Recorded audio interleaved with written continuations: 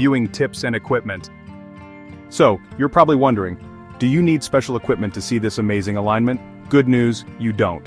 This event is visible to the naked eye, which means you don't need any fancy telescopes or binoculars to witness the magic.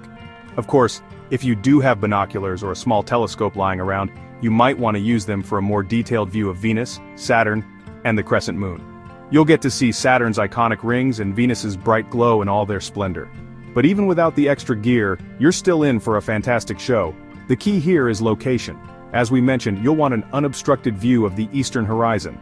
Avoid areas with heavy light pollution or anything that might block your line of sight. And if you have a camera, this is your chance to snap a photo. Just make sure you adjust your settings to account for the early morning light. This way, you'll capture the alignment in all its cosmic glory. Whether you're using a smartphone or a DSLR, make sure to share your photos with friends and family.